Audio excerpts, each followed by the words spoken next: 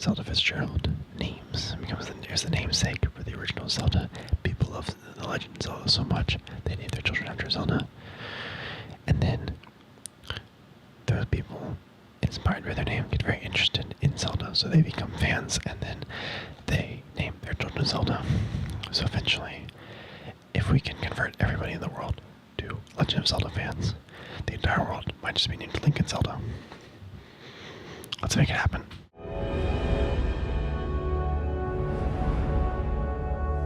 Pale Slate ASMR.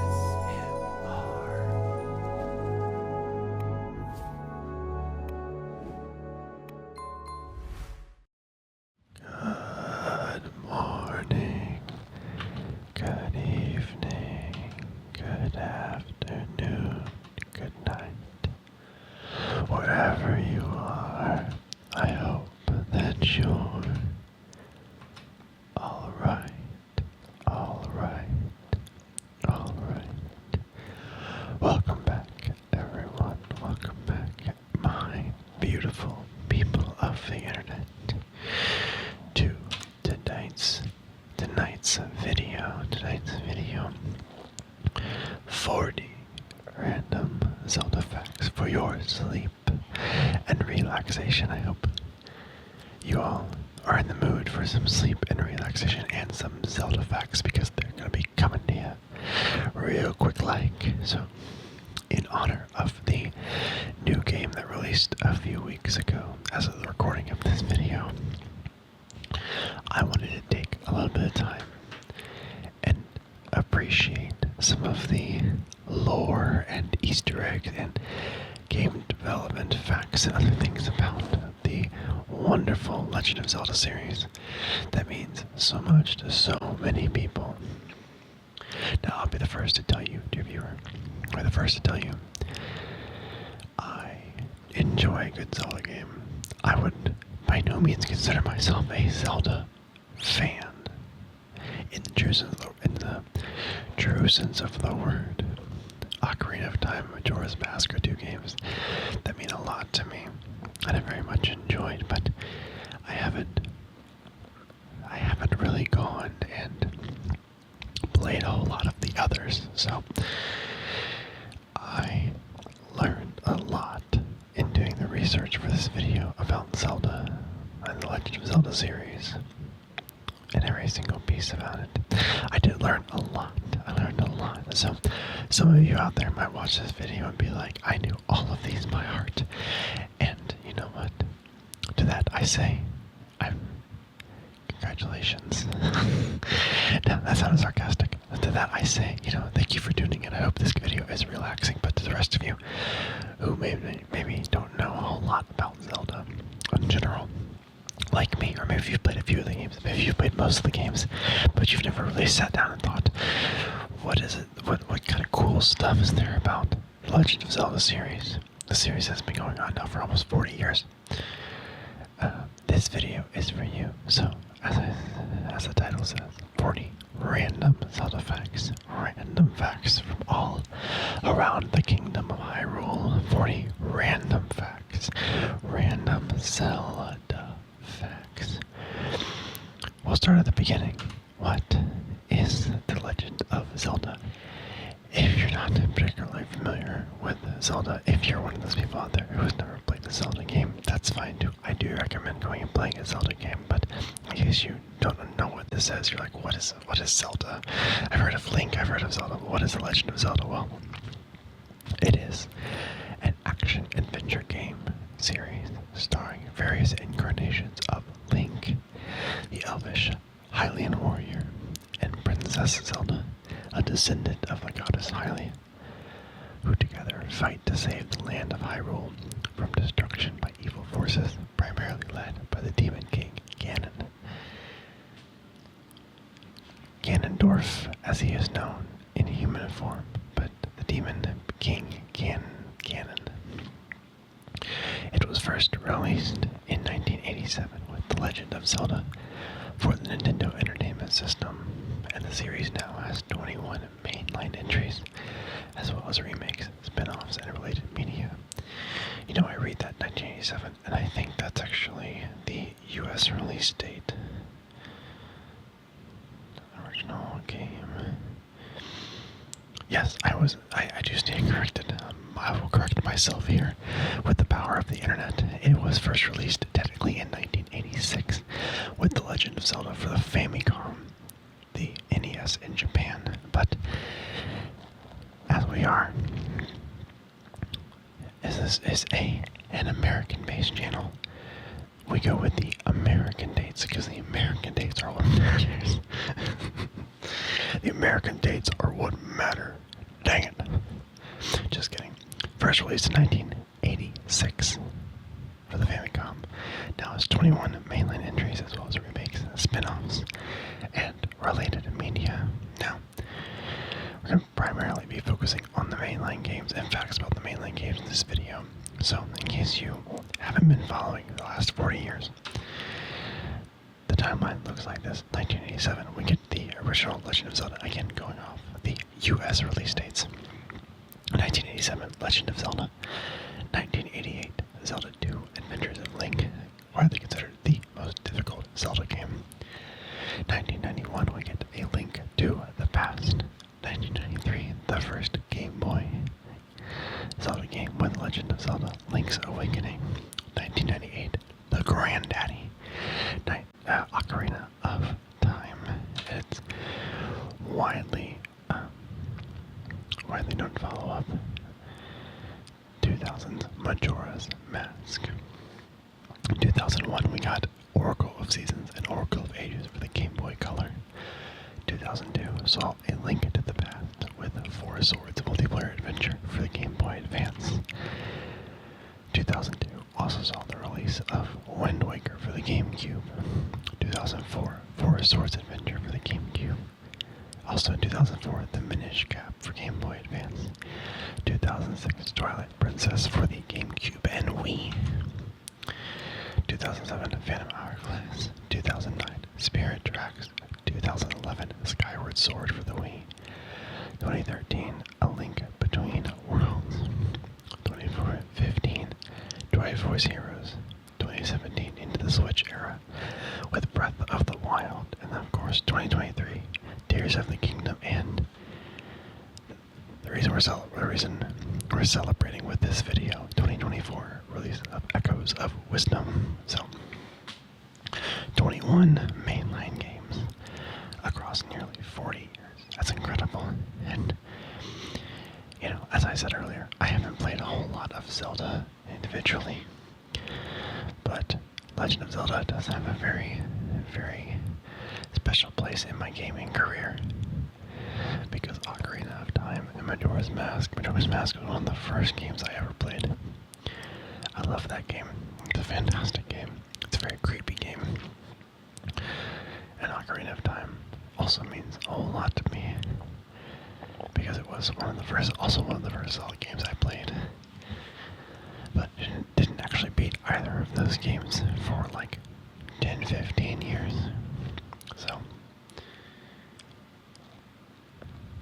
we appreciate Zelda in this household. So, I've grouped the facts by a couple of different sub-genres, I guess. So we're going to start off our 40 facts. By the way, none of those were part of the 40 facts. The 40 facts begin now. Bonus content.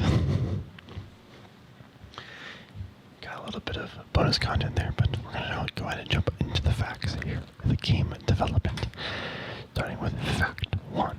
Breath of the Wild was inspired by a variety of other open-world exploration games, including The Witcher, Far Cry, Skyrim, Minecraft, and Terraria. Now, the caveat there is that none of these games directly inspired the game mechanics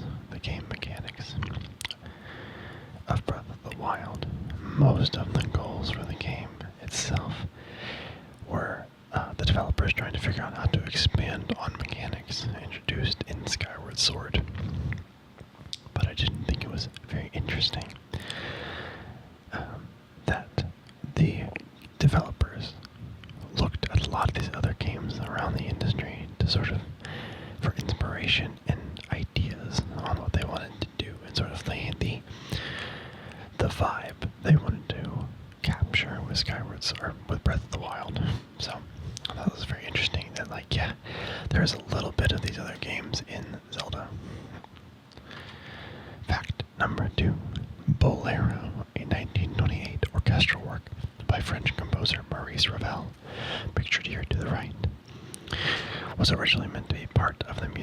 collection of the original Legend of Zelda, but due to licensing issues as Bolero was still under copyright, the famed Nintendo composer Koji Kondo worked overnight to create the iconic theme we all know and love today.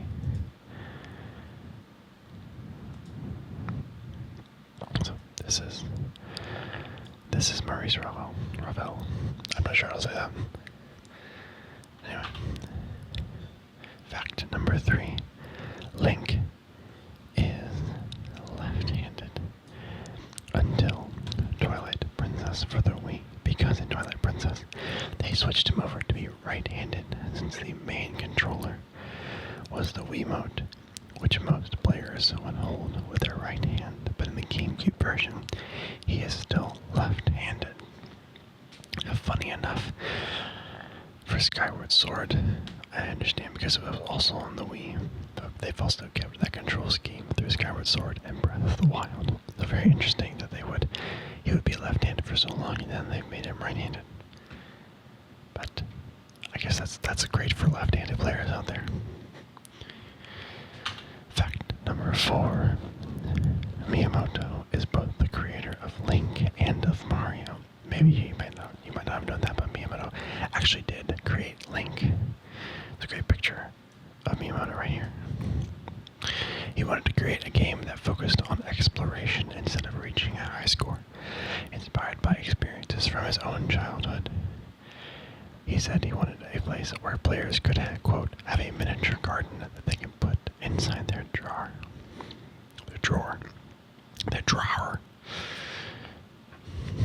So, that was the original reason behind the creation of The Legend of Zelda, was Miyamoto wanting to create a exploration-focused game. So, that's really cool, and we thank you, Mr. Miyamoto, for your fantastic idea. Fact number 5. Early prototypes of Breath of the Wild were built in 2D using an 8-bit engine in order to test mechanics that they were trying out. This was the same type of engine that was used for the original Legend of Zelda, so it all comes full circle. Zelda starts on an 8-bit engine in 1986/87. Zelda returns to the 8-bit engine 30 years later in 2017. Well, because earlier than that, but to help build out Breath of the Wild, early builds of Breath of the Wild. So I thought that was a fun little idea. And I believe, I can't 100% confirm, but I believe this is a picture of what that prototype looked like. So that's super cool. It's very interesting how game development, how different developers come up with these really cool ideas for game development and like building prototypes and building ideas out before they start getting things, locked in. Really cool. These interesting ideas that people come up with to test things. So. Fact number 6: The Legend of Zelda was 8-bit originally, but it didn't remain 8-bit as Japan received a 16-bit remake in the 1990s for the Super Famicom system, also known as the Super NES in North America. For those of you who aren't familiar with 16-bit versus 18-bit, exactly what it means, basically it's the amount of colors that the hardware can produce. So 8-bit can do only like 256 colors, 16-bit can do 65,000 colors or something. It's just referring to the number of bits and the number of compute bits that are allocated for color information. So with more bits becomes more exciting, detailed colors, more color differences. You're not just stuck to, not just red, green, blue. You can also get like pink and purple and versions of shades of purple and shades of pink and that sort of thing. So, but this 16-bit version of The Legend of Zelda was available exclusively for those that owned the Satellaview, which was a peripheral that expanded the Super Famicom with 1 megabyte of ROM space and 512 kilobytes of RAM.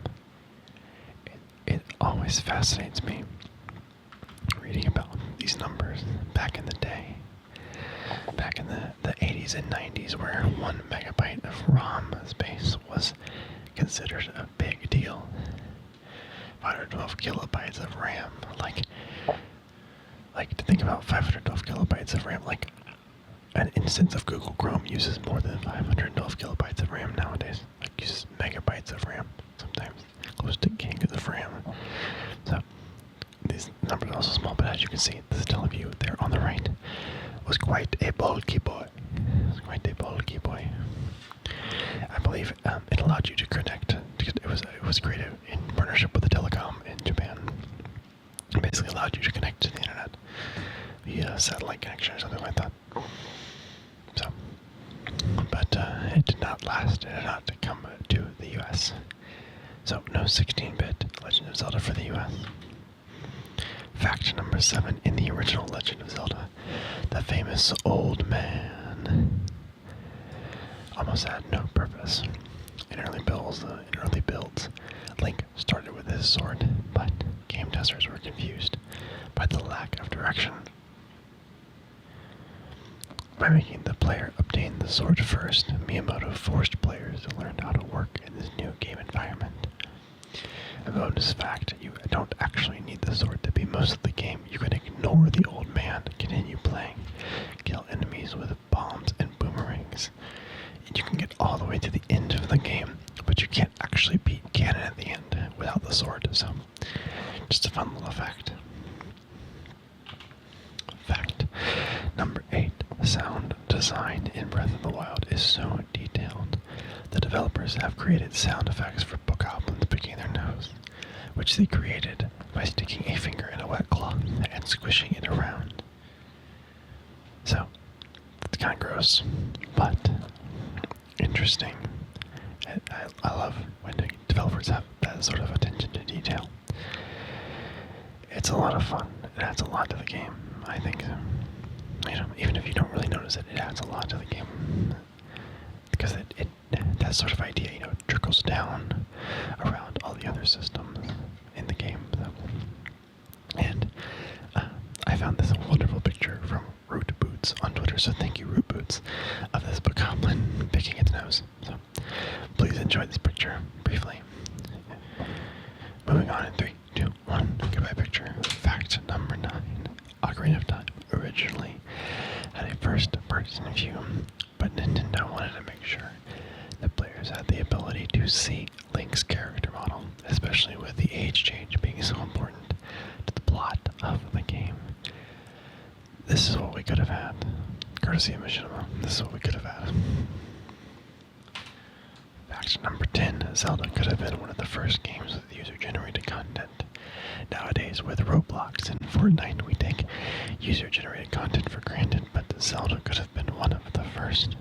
Could have joined Doom in creating custom levels because the game was originally planned to ship on floppy disks, and players could have used the built-in memory to create new dungeons and share them with friends. But once the cartridges were finalized for the NES, that idea was no more.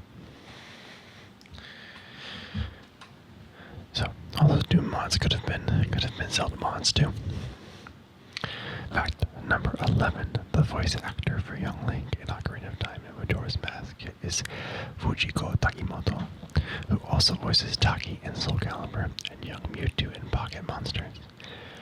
Nobuyuki Hiyama serves as the voice of adult Link in Ocarina of Time, as well as for Link's other appearances in Smash Bros. And Soul Calibur. So here we have Fujiko. Oops. Fujiko. If I can draw. And here we have Hiyama. So those are your voices of Link across at least a couple of the games. I'm not sure if they still play Link or not, but they did play Link at times. Fact number 12. The original idea for the Triforce was to have it be some type of futuristic microchip that Link would obtain by traveling between the future and the past. So essentially, time travel was always a part of the Zelda universe, but wasn't officially added to the series until the young Link, adult Link split in Ocarina of Time 12 years after the original game launched. crazy to think that Zelda, which is so iconic with its sort of medieval setting, could have had futuristic computer chips as part of its main plot line, the Triforce. I'm glad they didn't, though. I love the world, and the Triforce is just so cool. It's so iconic as it is, as we can see here. Fact number 13. In Breath of the Wild, the Kingdom of Hyrule was inspired by the city of Kyoto, Japan. Since the overworld was 12 times bigger than Twilight Princess, the director Hidemaru Fujibayashi focused on a real-life reference that Kyoto provided to help develop the speed of the experience. Basically, he looked at it and he said, how long would it take to run, walk, or ride across the length of Kyoto? And he used that as a reference point to help develop the speed of the in-game movement systems. So it is interesting to see how, like, even in very fantasy settings, the real world can have a major impact on things. Fact number 14. The poorly received Triforce quest at the end of Wind Waker was actually the result of a lack of development time.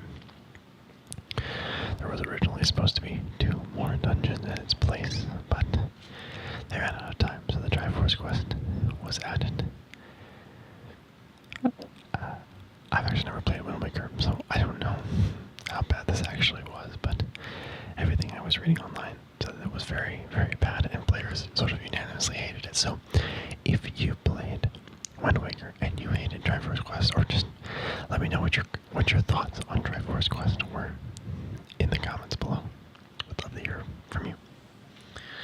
Fact number 15. The Zelda game with the most dungeons is a tie between A Link to the Past and A Link Between Worlds, both of which have 12 dungeons. Now, a dungeon is defined as a mandatory area that ends in a boss fight in a heart container. So, the Link to the Past and Link Between Worlds both have 12. You can make an argument that Link to the Past for Game Boy Advance technically has 13. And you can make an argument that the original Legend of Zelda game technically has 18.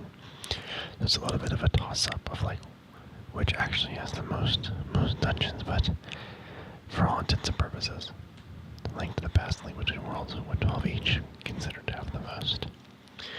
It's also confusing with the least because it ties between Majora's Mask and Breath of the Wild. Obviously, with Breath of the Wild, you have the 4 divine beasts that serve as the final dungeon, or the dungeons.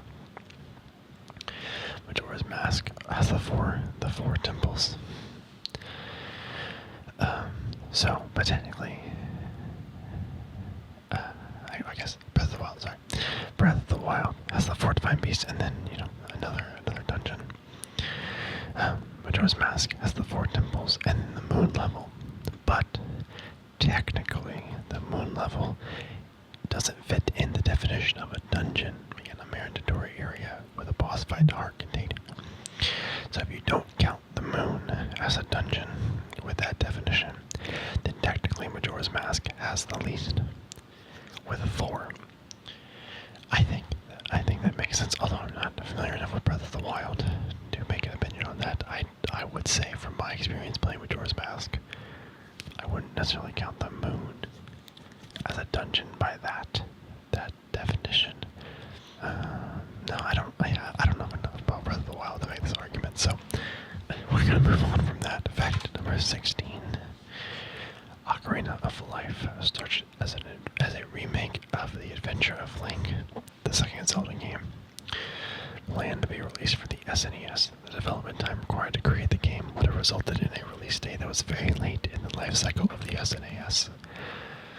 So, they scrapped that idea and took a lot of those systems and moved them forward to the N64 game that we know and love. Another game that was scrapped was a third game in the Oracle series for the Game Boy, Oracle of Secrets, representing the final aspect of the Triforce. So this picture here shows what we could have been. We got seasons and ages, and we could have gotten secrets. But to further entwine things, the original plan for Game Boy Zelda titles was actually a remake of The Legend of Zelda from Capcom. So, all sorts of remakes and redesigns and different developers getting involved. The 90s were a very messy time for the Zelda series in terms of like developers and where things were going. So, fact number 17. Much of the character design in Breath of the Wild were based on specific animal designs. The divine beasts are a bit more obvious, but characters across the various races had very specific animal inspirations. Mifa based on a dolphin, Dorphan based on a whale, Muzu based on a manta ray, Prince Sidon was based on a hammerhead shark, Teba based on a hawk, and Kasa based on a macaw. Fact number 18. Guardians in Breath of the Wild were inspired by the Octoroks from the original Zelda. Their attack and movement patterns from the original game drove the initial design of these new enemies. And then they added lasers. Lasers. Because lasers. You always have to add lasers. Lasers make everything better. Fact number 19. The iconic Bokoblin Guard horn from Breath of the Wild was an actual horn played by one of the programmers, not just a sound effect, an actual horn that one of the developers brought in and played. So that's a fun little fact. Fact number 20. The Sheikah Slate originally functioned like something out of Far Cry. You could use it to scout enemies and tag them on your screen. This mechanic was ultimately cut before launch, but certain elements remained in the game as part of the Champion's Tunic and Divine Helms. Fact 21. Another cut idea was that a mechanic where Link would be able to shrink and visit miniature towns of miniature people in Breath of the Wild. Something like this, basically. Something like this. So,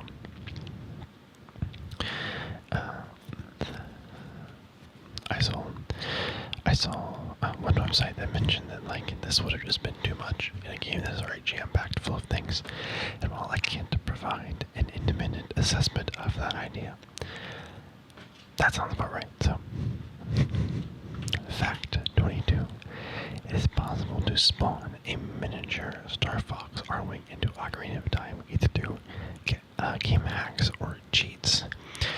It is an enemy. It will fly around and attack you with lasers. The only way to take it out is with anything that can hit flying enemies. So you can't hit it with your sword or anything.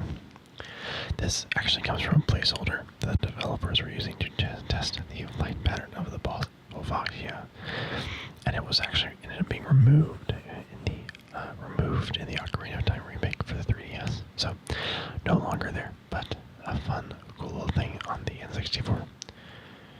Fact 23. All the rooms in both the original Legend of Zelda and almost all the rooms in A Link to the Past are technically part of one single map.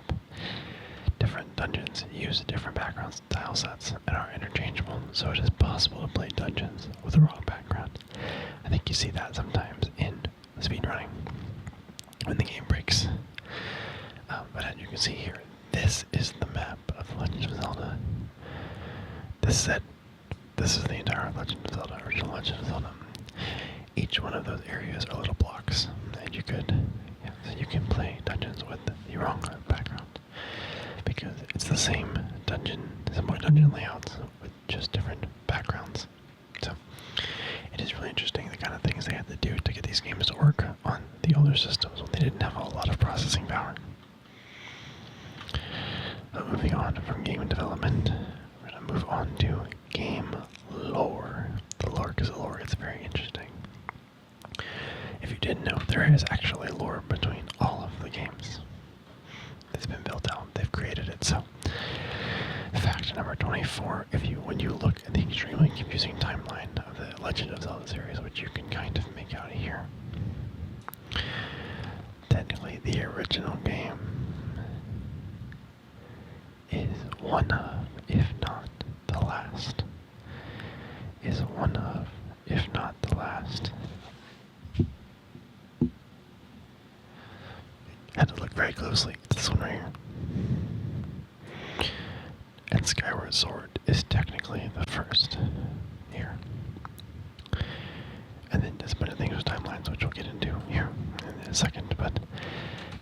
all sort of messed up. So fact 25, technically, there are 5 timelines. Currently 5 timelines in the Legend of Zelda universe. They're known as the Hero of Time, the Fallen Hero, the Triumphant Hero Adult Branch, the Triumphant Hero Child Branch, and the Great Calamity.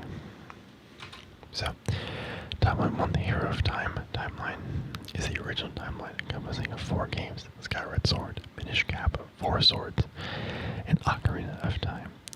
At the end of Ocarina of Time, the timeline then splits and is decided by whether Link defeats Ganon or is defeated by Ganon in the final battle.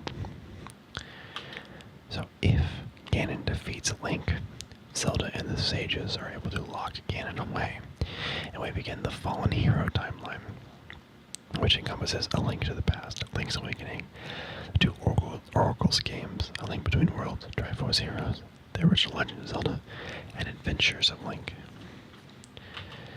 If Link wins and defeats Ganon, then Ganon is no more, or Ganon is locked away anyway. Zelda then has a choice whether to send Link back in time to be a child, or allow him to remain as adult Link. If Link stays as a child, that leads into the events of Majora's Mask, Twilight Princess, Four Swords Adventure. If Link stays an adult, it leads into Wind Waker, Phantom Hourglass, and Spirit Tracks. And then, finally, the newest timeline, the Breath of the Wild, Tears of the Kingdom, as well as all of the Hyrule Warriors spin-off games, are now set a brand new timeline known as Great Calamity. So, yeah, Zelda is very confusing world. Fact 26, but what does remain the same in Fact 26 across all of the games is that the full timeline begins with the 3 golden goddesses: Din, the goddess of power; Nehru, the goddess of wisdom; and Ferrari, the goddess of courage, creating the world of Hyrule. And when they returned to the heavens, they left the Triforce to the goddess Hylia, Princess Zelda being a descendant of the goddess Hylia. So, that's where it all begins, with the 3 golden goddesses creating Hyrule. Fact 27, one thing you may have missed in Ocarina of Time, is the secret soldier scene after you obtain the 3 spiritual stones from the Great Deku Tree, Dodongo's Cavern, and Jabu Jabu's belly. But before you go to the Temple of Time to pull out the Master Sword and go to the future, you can find this soldier here in the back alley of Hyrule Town. When you're in the market, you go around behind to the left and go down that back hallway, I believe. And you'll find this dying soldier who will actually tell you of Ganondorf's betrayal of the royal family before he passes away. Just pretty dark. I mean, Zelda has always been kind of dark, but it's a very dark moment and easily missable. So, speaking of things that are easily missable, let's move on to Easter eggs, things you might not have known or might not have caught. So, fact 28. I feel like this one's pretty widely known, but Zelda is named after the wife of Great Gatsby author F. Scott Fitzgerald. Pictured here, Zelda Fitzgerald. And on the other side, people such as Robin Williams are such huge fans of the game that they named their own daughter Zelda, so the Zelda cycle continues. Zelda Fitzgerald names becomes the namesake for the original Zelda. People love the Legend of Zelda so much, they name their children after Zelda. And then those people inspired by their name get very interested in Zelda, so they become fans, and then they name their children Zelda. So eventually, if we can convert everybody in the world to Legend of Zelda fans, the entire world might just be named Link and Zelda. Let's make it happen. Fact 29. Several pop culture icons provided inspiration for the series. Indiana Jones inspired its creation when Miyamoto wanted to bring that sense of adventure to a video game. Link's character design and outfit is based on Peter Pan and other Disney characters. Link's Awakening was inspired by David Lynch's hit TV show, Twin Peaks. So, again, all sorts of inspirations. So source of inspiration for these games. It's really cool to see all these other sort of pop culture icons and other games, have such an influence on an experience that still manages to craft something, original and unique.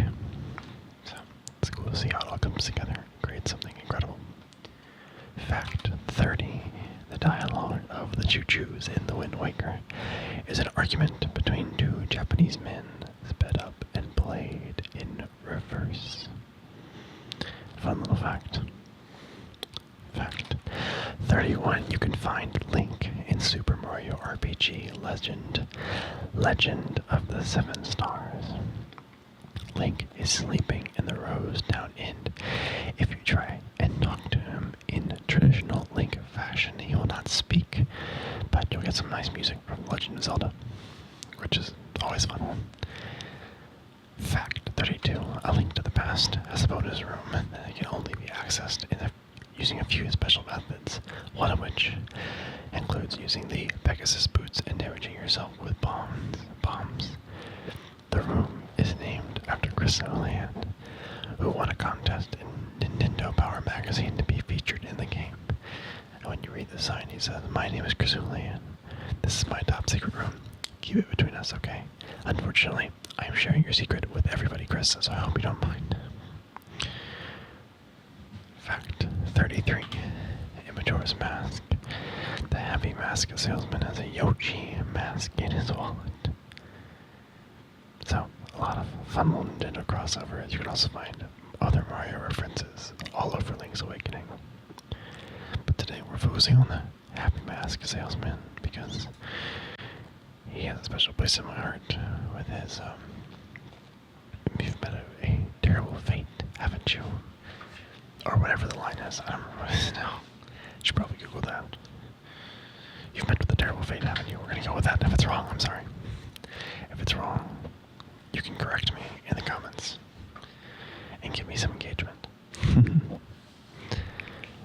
There's also a Mario mask, as you can see here in the picture. So, it's not the Yoshi mask, specifically, he has a Yoshi mask in his wallet. It's only viewable in certain angles, or from using cheats or something. So, fact 34. In Final Fantasy, you can visit Link's grave in Alfheim if you are playing the Japanese version. As you can see here from the picture, it says, "Here lies Link."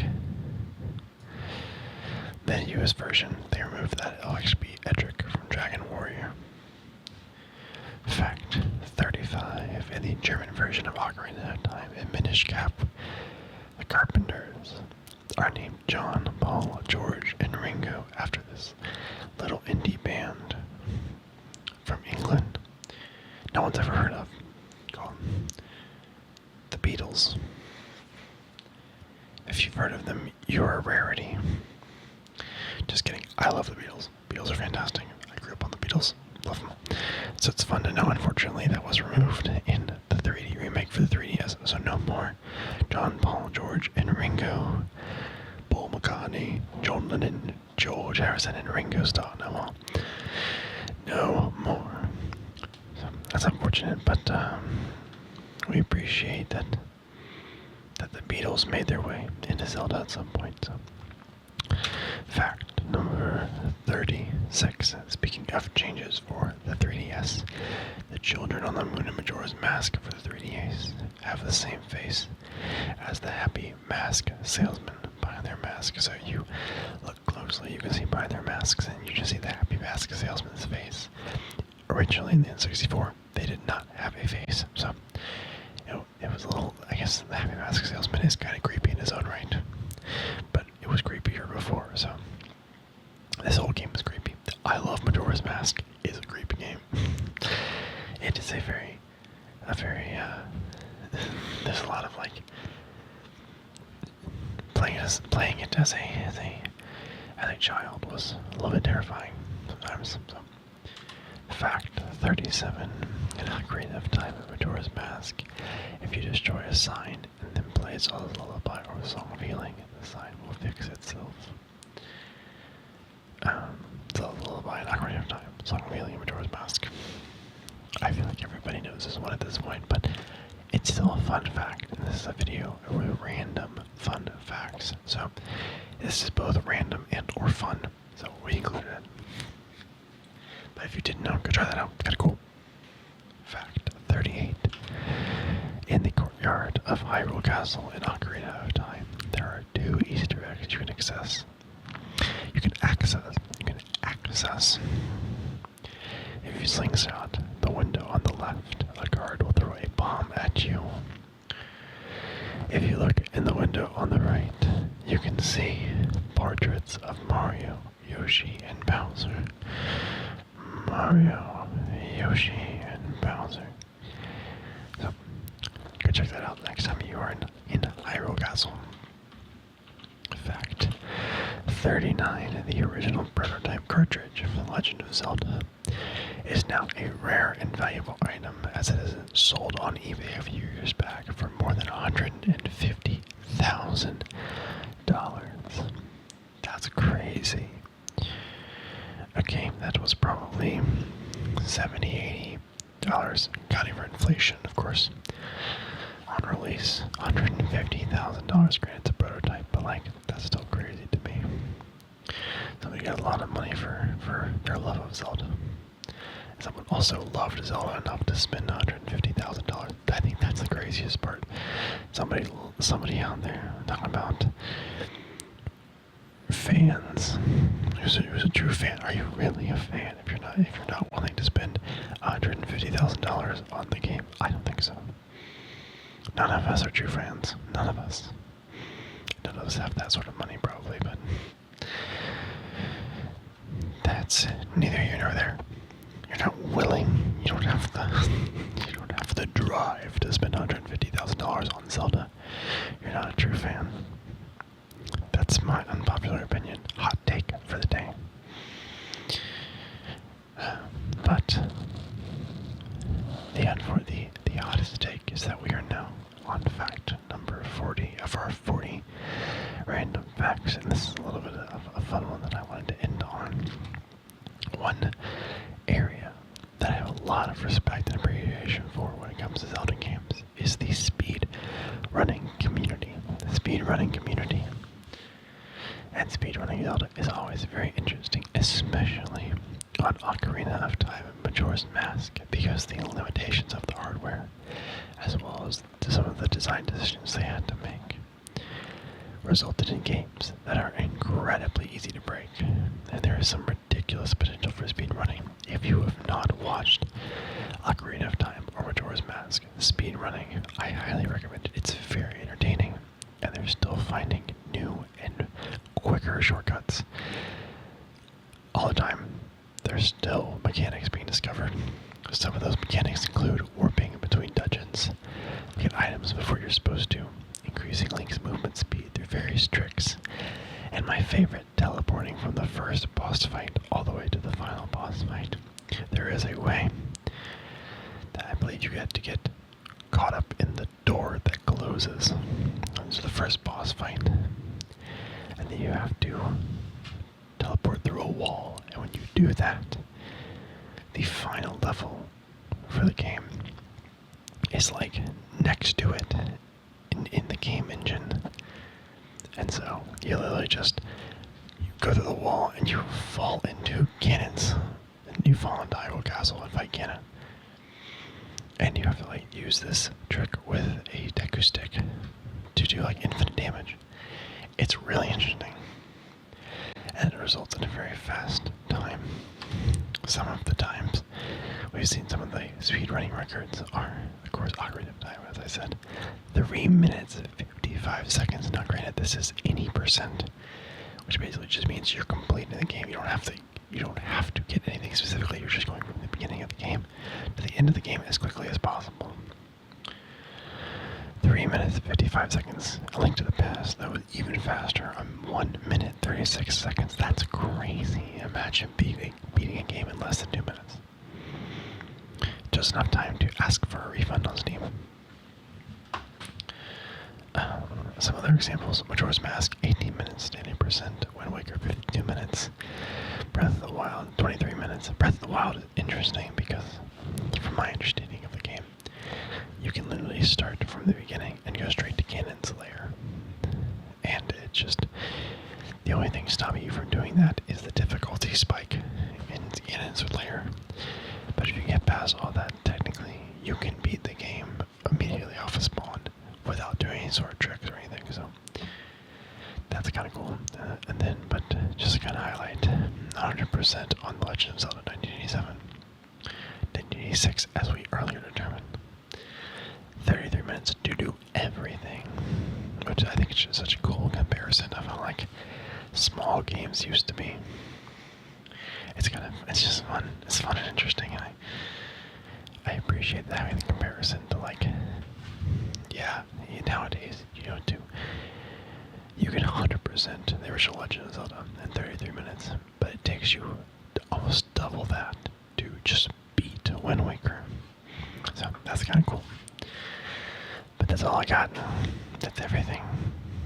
That is 40 random Zelda facts. I hope you all enjoyed this video, this walkthrough, the Zelda Memory Lane. It's such a cool franchise with so much love and passion and